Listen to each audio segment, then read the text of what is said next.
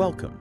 You're tuning in because you want to understand something complex. Right. And you want to do it efficiently without getting lost in all the details. Yeah, think of this as a kind of cheat sheet. Exactly. Today, we're doing a deep dive into a really foundational 2007 paper. It's called System Dynamics, the Next 50 Years. And it's by J.W. Forrester of MIT, the founder of System Dynamics itself. The founder reflecting back and looking forward. So System Dynamics, it's about understanding complex systems, feedback loops, how things change over time. Precisely. It helps you see the underlying drivers, the structure behind complicated issues.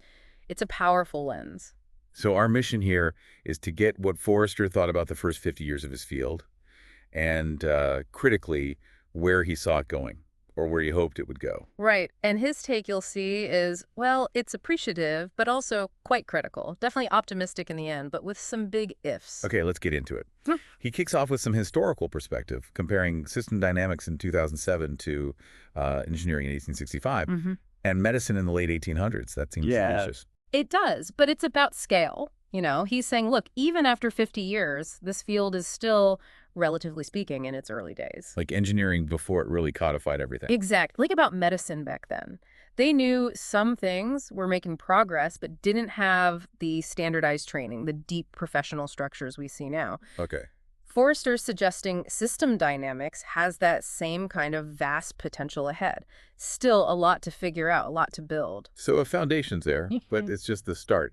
He uses this phrase that the field spread widely but very thinly. What's the distinction there? Well, the widely part means, yeah, it was getting picked up. You saw it in business schools, management thinking, more academic programs were mentioning it. Okay. Sounds good so far. But the thinly part is his worry. Key areas he flags things like internal medicine, economics, big government policy questions. International politics weren't getting that same deep application. Right. And worse, maybe, many academic programs just offered a quick taste, a superficial intro. Creating a false sense of expertise. Like knowing a few chords doesn't make you a concert guitarist. That's a great analogy. That's exactly the concern. You get people who think they know system dynamics, but they lack the depth for, real impactful work. And this ties into another warning he gives about academic isolation. He brings up operations research. Yeah, the Aurora parallel. It's a really important point about staying relevant. Or started, solving very practical military problems in World War II. Super applied. Right. But over time, Forrester argues, it shifted focus, became more about publishing in journals, theoretical stuff. It risked losing touch with the real-world problems it was born to solve. And the worry was system dynamics could go down that same path. Precisely. Getting stuck in academic navel-gazing instead of tackling the big public issues, it's a danger for any powerful toolset, really becoming too inward-looking. Which leads to this feeling he describes, a present plateau. He even mentions talk within the System Dynamics Society itself about, wow, a lack of impact on government policies, even the death of system dynamics. That sounds pretty dire. It does sound grim, doesn't it? But Forrester pushes back on that interpretation. Oh, how so? He argues that this frustration, this feeling of stagnation, it isn't a failure of system dynamics itself. It's not that the tools don't work. Okay. Instead, he pins it on the lack of deep, rigorous training among many practitioners, the people doing really solid, deep modeling work. He suggests they weren't feeling this frustration. They still saw the power. So it's a skills gap, essentially, not a tool failure. That's his argument. The potential is there. It just wasn't being fully realized because the expertise wasn't widespread enough. It's about the craftsperson, not just the hammer. Got it. So let's talk about that impact or lack thereof on government. Why does he think system dynamics had made such a slight impact on huge issues like trade deficits, Social Security, healthcare costs? This is a really key insight, I think. Forrester says the system dynamics community was asking the wrong question. Which was? The question was always, how do we reach the decision makers? How do we get the ear of the senator, the minister, the CEO? Seems logical. But Forrester argues on these massive, complex societal issues, there are no single decision makers with absolute power. Really? Politicians, top officials, they operate within constraints. They respond to public opinion, to powerful interest groups, to the general mood. They can tweak things, sure, but truly reversing major established policies, that requires broad public support. Ah, so you can't just convince one person at the top. You need to shift the ground underneath them. Exactly. You need to build public understanding, public demand for a change in direction before you can expect policymakers to act decisively. He mentioned some past successes, right? Yep. Books that did spark public debate. Yes, he points to urban dynamics, world dynamics, and especially the limits to growth.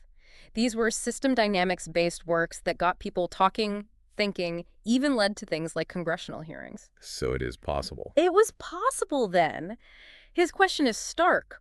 What happened? Why did that kind of impactful, public-facing work seem to dry up? And he has theories on why. He mentions a lack of courage and this recurring theme of not enough people with deep skills and the right incentives. He's quite blunt about it. Tackling big, controversial policy issues means you're going to face pushback, serious debate, criticism. He suggests maybe not everyone was up for that fight. Understandable, I suppose. And then, yes, the skills gap again.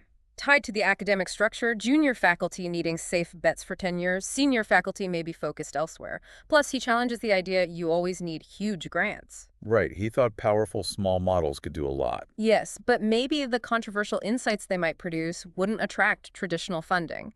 It paints a picture of subtle systemic pressures working against that kind of bold public work.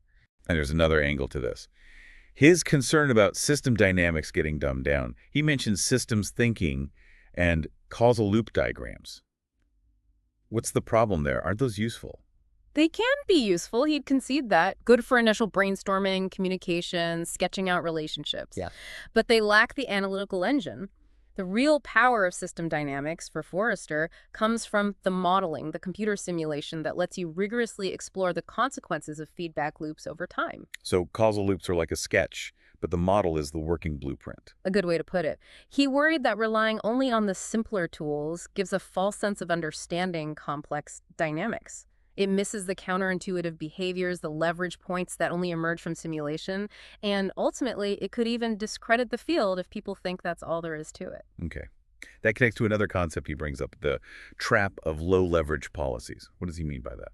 It's a classic systems trap. In complex systems, the most obvious places to intervene, the things that seem like common sense solutions, often turn out to have very little actual impact. Or worse, they might backfire. Because we don't intuitively grasp the feedback loops. Exactly. Our minds aren't built to simulate high-order, nonlinear feedback systems. We Right. tend to think linearly.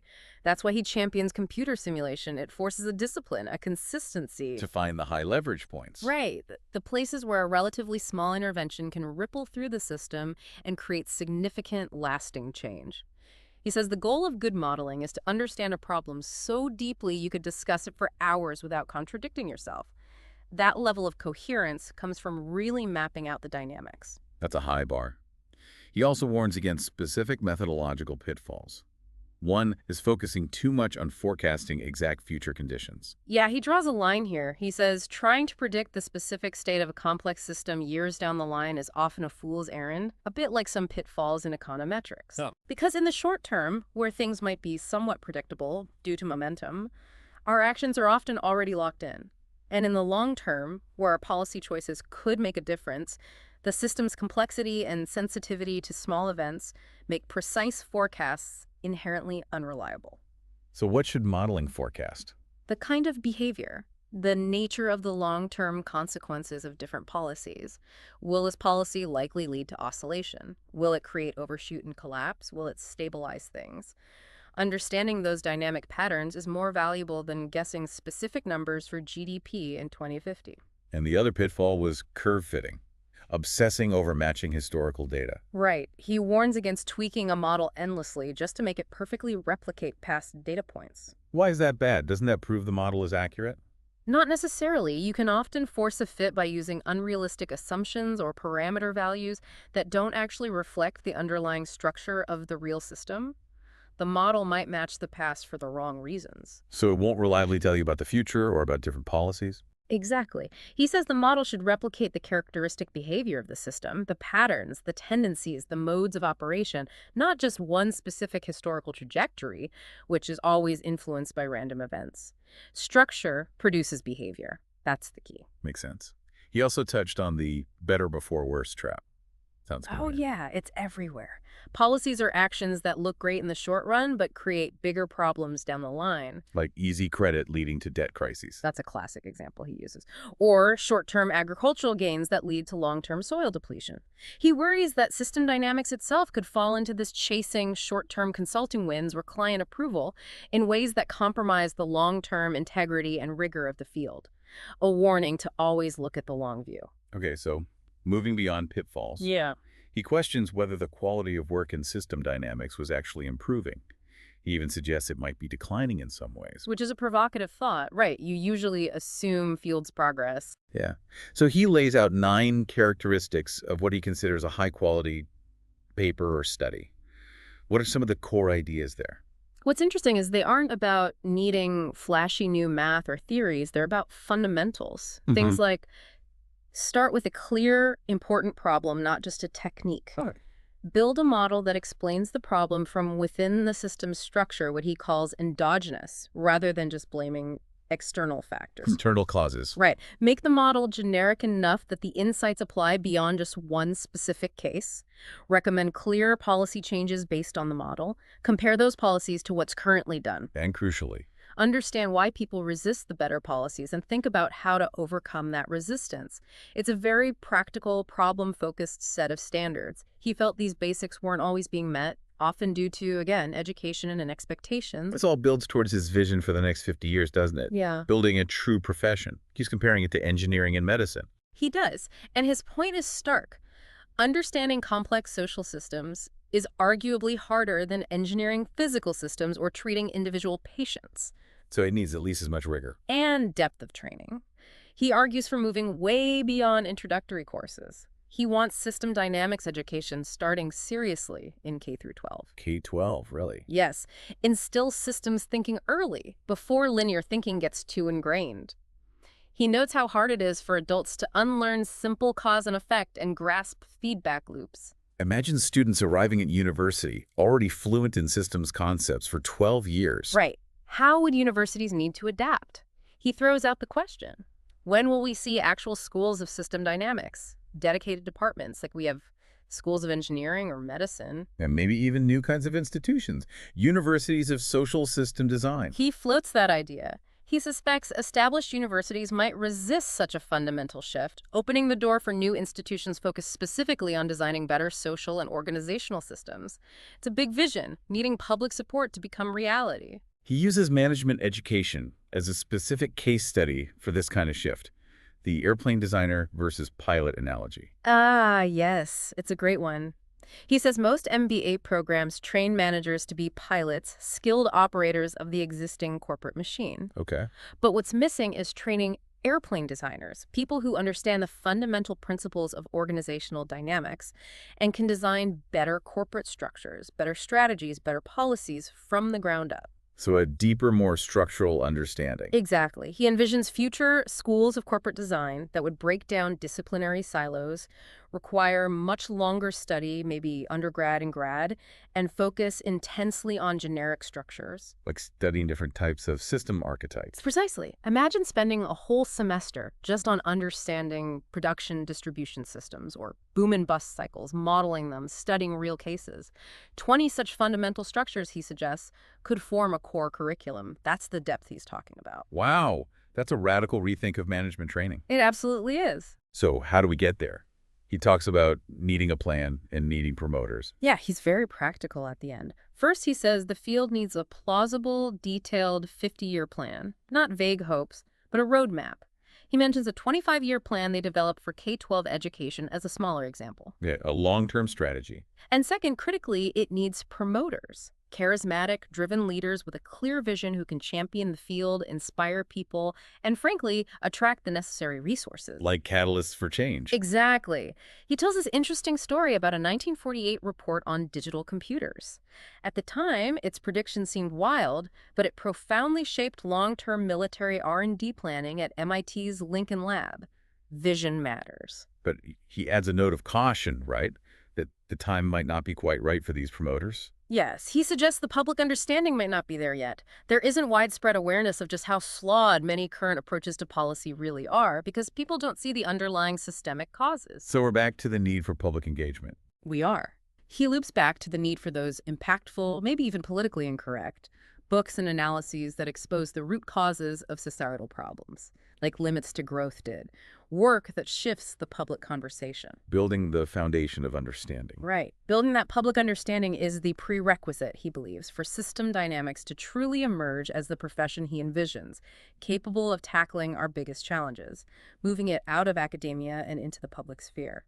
So to wrap this up, Uh-huh. Forrester's 2007 perspective was system dynamics, huge potential, made some progress, but hit a plateau. Yep. Held back by shallow training, academic insularity, maybe a lack of courage. And the path forward involves getting serious about public engagement, demanding higher quality, more rigorous work, Avoiding those traps like simplistic thinking or bad forecasting. and building a real educational pathway, a true profession, championed by visionary leaders. It's about digging deeper than the symptoms. That's the core message, understanding the structure driving the behavior. So the final thought for you listening.